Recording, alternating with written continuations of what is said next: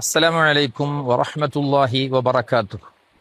ഒരു ചെറിയ സൂറത്ത്, കാണാൻ ചെറുത്, വെറും 8 ആയത്തുകൾ മാത്രം.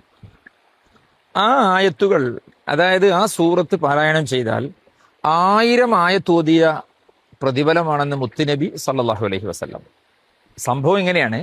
റസൂലുള്ളാഹി തങ്ങൾ സ്വഹാബത്തിനോട് ചോദിക്കുകയാണ്, നിങ്ങൾക്ക് ആർക്കാ എല്ലാ ദിവസവും 1000 ആയത്തോതാൻ സാധിക്കുക എന്ന്. അപ്പൊ റസൂലുള്ളാഹി സ്വല്ലല്ലാഹു അലൈഹി വസല്ലം തങ്ങളുടെ മുഖത്തേക്ക് 1000 ആയത്തുകളോ ഡയലി?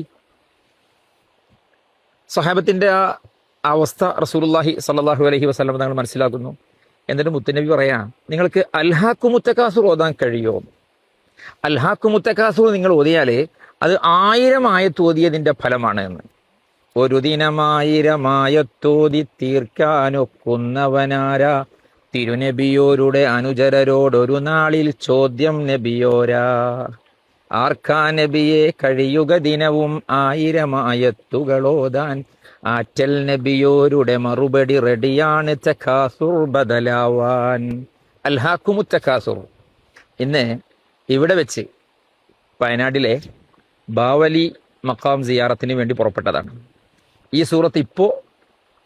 സൂറത്തുമായി ഇപ്പോൾ വീഡിയോയിൽ വരാൻ കാരണം, നമ്മൾ മഖബറ സിയാറത്ത് ചെയ്യുന്ന സമയത്ത് അൽഹാഖുമു തകാസുർ എന്ന സൂറത്ത് ഓതൽ പ്രത്യേകം സുന്നത്തുണ്ടെന്ന് മഹാന്മാരായ പണ്ഡിതന്മാർ കിതാബുകൾ രേഖപ്പെടുത്തി വെച്ചിട്ടുണ്ട്.